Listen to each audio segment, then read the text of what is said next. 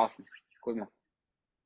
Hey Yeah, everyone, we have Jayant let's Kumar get started. here, who is the co-founder and head of sales at Pixeltrack. He's going to provide us valuable insights into how entrepreneurs can develop their sales strategies as they move along in their initial years, as he is an expert in sales and lead generation. So welcome, Jayant, and looking forward to hear your story on how you began your journey as an entrepreneur. I know you are a geologist by background, where you mentioned that you are had also submitted a PhD thesis in geology, and then you suddenly ended up in marketing agency. We'd love to hear from your experience and story. Awesome, man. Yeah, yeah. I call myself a scientist turned salesman because these are like the extremes of businesses. And Right. yeah, people, a lot of these youngsters come and tell me, okay, we are college dropouts. I'm like, oh, how cute. I dropped out of PhD. What are you saying? But yeah, Right. to fed habit, I finished my research. I published my paper right around March 2020, and pandemic happened. Oh, So I see. during the pandemic, I was writing my thesis while I Okay. was working in a marketing company, working Okay. working on the marketing. And by the time pandemic end and the chance came to submit the thesis, I did submit for the first draft. It came back with corrections. By that time, I was like, I don't need this. So I resigned. Something clicked in me. I was like, I don't need this. Bye. Okay. So Okay. yeah. So was that like how many years of research was it? I started in 2017. I finished it by 2020. Technically, I was really pumped to finish it by the end of 2020. By like within 3 years, I wanted the PhD. But it was 3 years of research technically. Yeah, Okay, to be okay. honest. That's amazing. You had the courage to dump 3 years of work and then move into something new. How did that transition happen? I mean, this sort of courage comes because why should one need to have courage to dump things? If you are only attached to the end result, let's say you're really Right. attached to getting that doctorate, then it would be a courage to drop the doctorate. Oh, I'm Okay. sacrificing a big deal. But let's say you lost like a 1 rupee coin. Would you really care? So No. if the value of doctorate is equals to 1 rupee coin for you, we don't care. So during the pandemic, I really went through like a rock bottom phase because I mean one day you are. So I submitted my thesis on March 17, 2020. March 21, 2020 go pandemic happened, right? Okay. So when you submit the thesis, you stop getting the fellowship anyway. I, Right. I was getting this JRF fellowship, whatever they used to pay, and I stopped getting the fellowship. And suddenly, like, oh, I used to have this big dreams that I'll become a professor, sitting in a AC chamber, teaching people, rambling about government, how bad it is, whatever. That was my dream life. And suddenly it was like, poof, we don't care about you. I was like, oh, but my father said that if you get a government job, government takes care of you. I'm like, why that is not happening? I was like, okay, so that's when I got this lesson that I wanted to do a PhD to probably get a government job. And Okay. now I suddenly can't rely on my own government.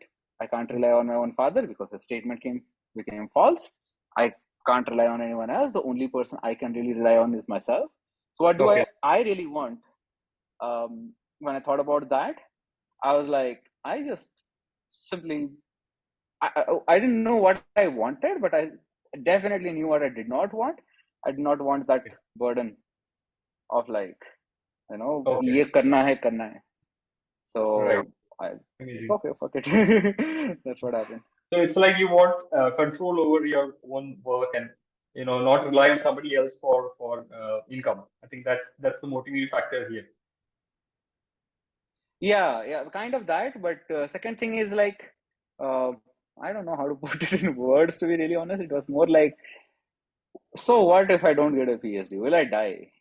And Okay. I don't Okay. want to play by somebody else's rules. That's what like that freaked me out. Like if I have to be successful, I have to follow their rules, and that freaks me out like anything. And Okay. I figured out I don't want that. I want to play by my own rules, and the Right. only way to play by your own rules is by building a business. So that's how I came into business.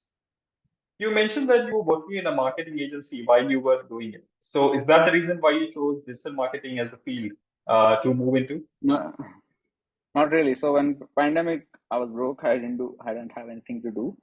So Okay. I was watching a lot of this reaction channels, and I came across this one reaction channel called Stupid Reactions. This was Okay. during, like, it was still like 6 months to pandemic, to be honest. That's when I came across them. But right around the pandemic, I realized that these guys need some help, so I volunteered for them. So I've been watching these guys since they were at like 20, 30K subscribers. And during the pandemic, I saw them hit like 1 million. Okay. And that growth, I was mind blown with that growth. Okay. And I was like, I, I just submitted a thesis. And these guys are like, one of them was a college dropout. They just show their face off, then they react to something, and people laugh at it, and that's how they grew. And it blew my mind, dude. Like, just by such a simple act, these people are, you know, they quit their jobs, they're doing it full time. I'm like, what is that? Then this happened multiple times. So this was a volunteer thing. I wanted to give it, take it as a PhD. Then I worked with a few more YouTube channels. Those channels Okay. started blowing up. I was like, dude, what is happening here? I was like, none of those people were as qualified as me. And I was taught that the more educational qualification you have, the more money you make. Right. And suddenly it's not true. Yeah. So I was like, what is this thing? Back then it was, for me, it was YouTube. Then I was like, okay, what is this shit? YouTube growth and all. When you Google these terms and you come across this term called digital marketing. Oh, all right. So this is a branch of that subject. So let's learn that. So that's when I came across Digital Deepak, Right. joined his courses. And while joining his courses, like, I got a job in a marketing company. Okay. I was doing marketing back then, and I saw that company's growth. Like, I was doing a little bit of ads. I was spending ads. I remember I was getting a salary of like some 30,000 or something. And this company was hitting about 3 crores a month. Because I used to see the ROI as well, right? I'm like, how the hell 3 crores a month is 36 crores a year? That's $5 million of revenue. Like, never in my life, if I imagine 36 crores in one single room, I'd be like, I'll go mad, right? So, Right. and again, the founder was not that smart also. I was Okay. like, Okay. what is this thing? Can I monetize this? So then I became serious about marketing by seeing other people's growth. Wonderful. Yeah. So you mentioned about a point where you said, formal education and PhD is you thought was the way to succeed, but when you saw like people with no qualification and just going viral and using the power of platform, and that's when you realize, this whatever I'm doing is just so minuscule into the potential that the digital marketing field holds, and that's when you took the plunge. Yeah. Okay, makes sense. And Yeah, I right. I I, I read about I the mean, I won't milestone. say I thought, it Uh-huh. was more like I was taught that way. Uh, that was my first ever mindset lesson, is like that you will be taught a lot of things, but some people stick to their thoughts and keep doing that thing. It's good for them, but for some people like us who see the other side, that okay, whatever I was taught was wrong. It was right till one level, but after some level it is wrong. Okay. It's like going to the gym. Till one level cardio is good, but after that, if you want to build muscle, you have to do weightlifting. So whatever you learned in cardio is not right. You have to shift to weightlifting. That's how lessons come along the way. I was taught one thing that was good till I was in academics. The moment I went out of academics, that lesson was wrong. If Okay. I stuck to academics, probably it was good. Like, I would have set my mind that I just wanted to be a professor. The cap of a professor's salary is barely like 1.5 lakh rupees a month. That's all. Right. Right. And I would have been happy with. I never saw the metrics. The moment I saw that, I was like, oh, what the hell am I doing with my life? So that's what happened, to be honest. You're saying something. No, I was just saying that I want to congratulate you for the milestone. I saw that post on LinkedIn where you said cross 3 crores in 14 months. That's amazing. Oh, that was long back, bro. Now we have I was just way beyond looking that. at your profile and I saw this amazing. So is that using the lead generation framework and funnel system that you guys are doing all this? That was just sales. In terms of sales, Okay. uh, that is just the sales number, not just the Okay. lead generation numbers. Sales wise, we would have done more than, I think, 18 crores for our clients, along with Okay. us. So I would not reveal the exact numbers. That's why I'm Right, giving right, like makes a sense. random number, So, but it's in close terms to of that. your Uh, value proposition, what are the few things that you get most, revenue from? Is that like funnel creation? I know that's in demand. Like put something on for free, collect their emails, and then start selling them with value. Is that how it works? I, so I didn't get your question again. Can you like So uh, I reframe? was asking about how do you provide value to your clients? I know you talked about in your website creation of like funnel system. That's what you guys advocate, right? So can you talk a little bit on Yeah. that? How it works? So yeah, bro. The problems that we have identified, there are three core problems that any businesses can have. One is visibility, second is leads, and third is sales. I Okay, particularly, I'm a leads and sales person. Uh, and I'll give you the buyer's journey. When a business starts and they are like still small, like sub 10 lakh rupees a month, they need okay, more leads and they need more sales. So primarily with our consulting, we come there. We help them set up the systems that can generate leads and sales on automation. Now, if you look at my previous journey, why did I? I was wondering like why the hell this all this lesser qualified people are succeeding, making more money yeah, than me. All they had was this distribution. Some okay, people ran ads, that e-commerce store ran ads to get that distribution. Some people were creating content to get that distribution. At the end of the day, whoever has the distribution has the most power. So how do we build that okay, distribution? So either you create content or you run ads. I do both. right, Create content on LinkedIn and YouTube, and I run ads. Now, for our clients, what we do is the shortest path to success. We take that, and the shortest path to convenience or shortest path to success is create a lead magnet, give this value for free, very specific value for free. Example, don't just promote something like, hey, here's how you lose weight. No, weight loss guide for men above 30 who are afraid okay, of, or let's say, who think that they can't they can't build muscles, let's say. okay. So specific, right? Weight loss guide for men above 30. Uh, let's say it goes that specific. Then you promote ads. Who do you think that will attract? Men above 30, most likely, Interested people, yeah. right? Right now, because it's like it's targeted to them, those sort of people start coming and we start building a community. In the community you start building trust. So this is kind of a done for you service, or one of our segments. Now the next level comes, like, now that you have built a community, built your distribution, how do you sell them? So then we have sales systems. We launch some products to them. We launch in a webinar where we give a lot of value and then ask them to apply to our Okay, curriculum. They fill like a Google form. Then our people will call them, explain about the product, and sell them the product. Right. okay, So sales gets fixed that way. Now that there are some people who have fixed their leads, fixed their sales, now they know that there is a consistency going on here. Next thing is, how do I scale this further? Now, at one point, this system breaks. okay, Every system breaks at some point, or it's not an infinitely scalable system, because how much more money can you put on ads, right? right, uh, it's like you have to be like really really rich, or really have to have a lot of ROI. And at some point, if you keep blindly scaling ads, your profitability reduces, because okay, the total addressable markets get saturated and saturated. So at that right, point, we need more visibility. How do you build more visibility? You build more visibility by creating a lot of content, by becoming that influencer that we always dreamt of. okay, Now we we go the reverse way. These YouTubers that I started with, they started as an influencer first, then started making money. We make money and use that money to become an influencer in the country. So once leads and sales are fixed, how do we go about visibility? We create a lot of content. We try to make sure that their subscriber bases are increasing. This is how we solve these okay. problems. Okay. So it's like you provide value and then collect their numbers and create communities and then you keep adding value and then maybe run a webinar and sell them high ticket products. Okay. And at some point when the market is saturated and you get the maximum out of your audience and then you create visibility across different platforms and people get inbound links and not necessarily like outreach. Yeah, I mean, there are four ways to get this.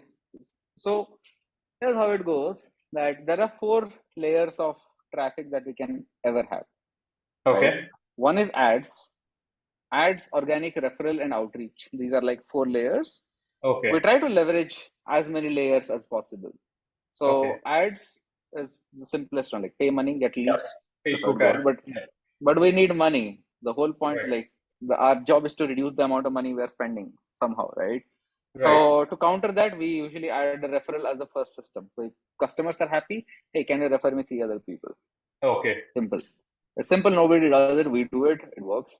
Okay. Next, once ads and referral systems are built, third system is content, organic content across social media, especially if it is like kind of a business related topic. I would my personal ones are B2B and more business focused. So I go heavy on Oh, LinkedIn and YouTube. I ask the people to create content around those so that leads are generated from there to here. So in a holistic level. So then we move into this organic and start growing these organic businesses.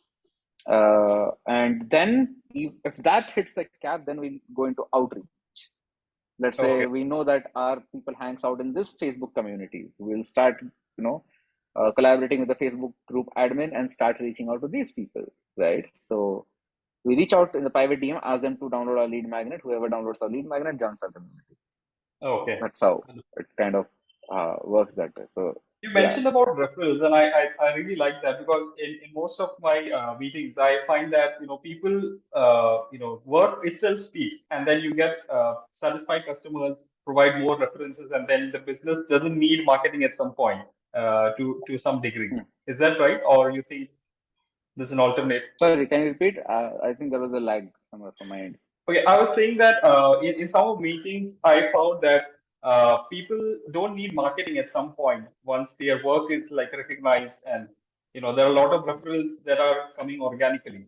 And how does that outreach stage come? Is this something that is a natural progression in a company's journey? No, not really. A lot of people don't even need outreach. Outreach is something that I recommend mostly to B2B sort of businesses. Okay, Uh, because I mean, let's say for an example, you only work with um founders of Y Combinator startups. okay, Like, how many companies are there? Hardly a couple right, hundreds in okay, the entire world. And do you really think that a Y Combinator startup co-founder has enough time to scroll around Instagram all day to click on your ads? makes sense. No, Yeah, right? So you'll probably need some sort of mechanism. It can be done through referral or outreach, especially okay, when the target total addressable market is like very small. I start with outreach. It doesn't mean that you cannot do outreach for B2C market. okay, Examples. Let's say you are a fitness coach for moms in Bangalore, or let's say you are a fitness coach and you're helping new moms who want to lose weight, right? okay, You go to a Facebook group where the let's say, moms of Kormangla, mothers of right, Kormangla Facebook group. You hang out there, give a little bit of value. It's other person's community, but you go start reaching out to every single mom. Hey, how are you? Where are you staying? Can we get on a call? Let's talk. Let's meet here. Let's go to this cafe. Whatever. You start building a okay, relationship and then say, go deeper into their problems. Like, hey, you know what? I see the new mothers usually have, this postpartum weight gain. Uh, you know, uh, have you ever felt something like that? Question mark. And they'll say, oh yeah, they run, share their problems. They'll be like, oh, okay. I run a fitness consulting where I help new moms in Bangalore to lose weight. I can give you a free session if you would like, or maybe okay, a week in my training center for free. If you want, we can start working together. Who would say no to that? You give okay, something for free. That's literally the lead magnet, and they say yes and talk. Now, outreach in general is a little bit effort heavy. Doesn't mean okay, you should not do it. It's just a little bit effort heavy. So when you have content and you have ads, then usually in B2C scenarios, we don't reach outreach. But let's say somebody is starting out and they're saying, "Jan, I don't have money to spend in ads, and I'm not camera person. I can't show my face. What should I do?" I'm like, buy to outreach kar le or buy to outreach kar le. Like, go to this community, start reaching out to people, get some customers in. That is your ad budget. Put in ads and start running. That's okay, what I recommend. okay, makes sense. And Jayant, if we talk about high ticket products, let's say 1 lakh above, how does that funnel system work? I know you mentioned about creating value, adding yourself to communities, and then maybe sending personalized messages. But how does the high ticket product sales work? Is there some intermediate steps that you need to make? Yeah, yeah. So here's the thing. I think high ticket is a very wrong word to put it. To be Okay. honest, we charge like 3 lakh for our consulting. I don't feel Okay. we are charging high enough. Okay. For Okay. me, when somebody says, "Oh, you're charging 3 lakhs," I feel like, dude, the amount of value that I'm giving, the amount of burnouts I have in a regular basis, this 3 lakh is not enough. So I feel Okay. like Okay. that.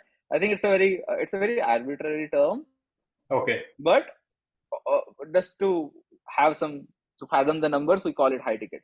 Um, Honestly, bro, if you want to charge high and like deliver really good quality service, it the, every sort of funnel works. The entire concept of a funnel is you need a traffic source, you need a lead mechanism, you need a sales mechanism, and after everything is sorted, you need a branding mechanism. It's like visibility and like everything. Okay. वो Okay. branding को हटा देते हैं अभी के लिए. Let's just focus on traffic, leads, and sales. Whether you sell a low ticket product or a high ticket product. If I'm in Facebook DMs of somebody and I tell, hey, I have a, let's say, a fitness training program and I can help you with a free session. And he agrees for a free session. He comes on a free session with me. In that call, if I want, I can sell him a 5,000 rupees thing also, Right. or send her a 5,000 rupees thing also. But if their pain is big enough, I can also sell them a 1 lakh rupee thing. Right. Right. Let's say, tell you like, hey, if you just simply hire a fitness consultant, you'll probably pay like 5,000 rupees a month. Got it. And you have already done that, but you have not lost weight. But what I do is I give you diet chart. I make sure that you eat them. I make sure that you don't eat junk by really shouting at you whenever you do. And I Okay. make sure that you go to workout by really shouting at you in the morning. Why the fuck did you not go to workout? I give this accountability and feedback on your workout so that you lose weight in the next 1 year. All you have to pay is 10,000 rupees per month. That's 1 lakh per year. If you pay upfront, it will cost you. So normally, if you pay 10,000, it will become 1 lakh. But if you pay Okay. upfront, I'm willing to let go of 25,000. It will cost you 75,000 plus GST, which is 90,000. Is that fine? Great. Sure. Got it. So it's all Right. about, It's adding the a maximum value for the price point. ha. It's in the sales call, bro. It's in the sales call. In the call, I can sell whatever I want Right. most of the time. So when you say high ticket, how do I sell? No, the funnel stays the same. You run ads, they book a Okay. call. In that call, if you want to sell a 500 rupees thing, sell a 500 rupees thing. If you want to sell a $5,000 thing, sell a $5,000 thing. It's your wish, right? Okay. But I'll tell you where the difference between low ticket, whatever, the slow ticket and a high ticket thing comes. The difference comes in the problems that we are solving. If you Okay. solve a 500 rupees problem, they'll pay you Got 500 it. rupees. If you sell a $5,000 problem, they'll sell by that much. Now, what do I mean by that? I'll give you a quick example. So there is this client of mine. His name is Prashant. Prashant is a yoga teacher. You might Okay. add this in the book. He's a great guy. Now, when he started working with us, his biggest challenge was he was not able to raise his prices beyond 5,000 rupees. So, Okay. I mean, bigger challenge was like he used to sell this yoga training program for like Okay. 5,000 rupees lifetime fee. Okay, it is all live, and he would like wake up every single day in the morning and do this yoga thing. And what he would do is like he will you just pay him 5,000 rupees, and for entire life you can attend his morning sessions and get value. I was like, why are you putting so much effort? Right. There was no recorded course or whatever. Right. And he came to me saying that I'm putting so much effort, but my company is not growing. I want to pay well to my employees. They are getting married, but my revenue is not growing, so I cannot do anything. So the core problem was he was giving too much value for too little, Okay. and his value was not pinpointed. So if I tell you, hey, I'll teach you yoga, you'll probably think, "Acha, kya hi sikha lega? I'll just pay him this much." In general, Right. when it's too general, right? So what we did, we needed to bring some tangibility to that problem. If somebody says you like, "Hey, I'll teach you yoga," there is no tangible outcome here, right? So Right. what we Right. did was like we floated around the Google form. He had about 200 of customers. We floated a Google form saying that, hey, you know what? We are rebuilding our website. We came up with some excuse. I want to know why you hired us, why you took our program. Now, Prashant was thinking that he is attracting people who had interest in yoga.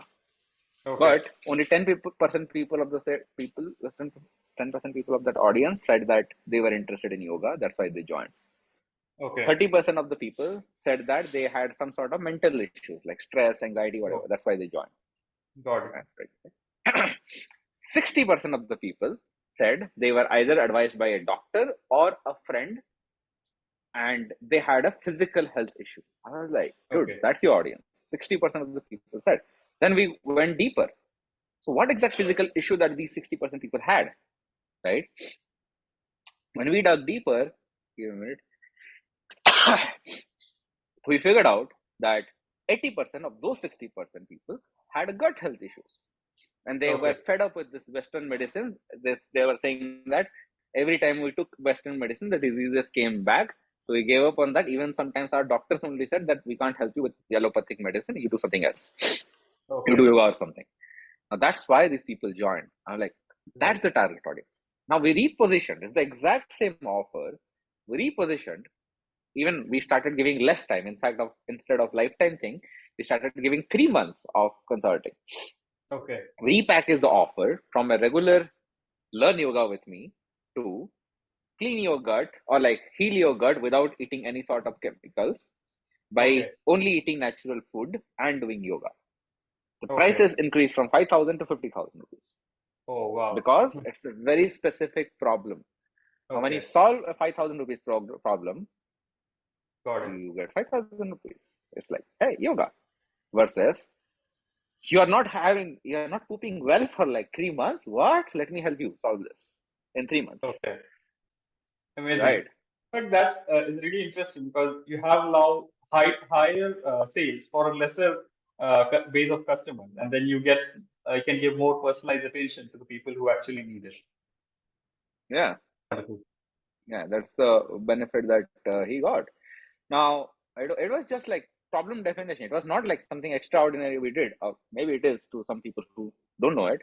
But I'm saying like it's simply just defining the right problems. And if you solve the right problem, you charge really high prices. That's all. Got it. Makes sense. Thanks, Jayant. It's absolute delight talking to you, and I really appreciate all your inputs. Amazing information that nobody could have access to. The insider information is what we got today. Thanks for so much for that. Awesome.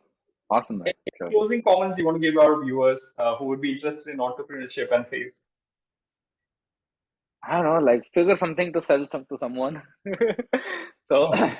I don't, So that would be if my there's someone advice. who's an entrepreneur and is struggling with sales, what is the best way to reach you? Oh, my email ID, I think Jayant Okay. at pixeltrack.com. Okay. I'll be Understood. available there. Or if not, I'm active on LinkedIn. So Okay. I think you have my LinkedIn link. People can sign me up there. Wonderful. Thank you so much, Jayant. Oh, It's been a delight talking to you and talk to you soon. awesome. Awesome, man. Awesome. Sure.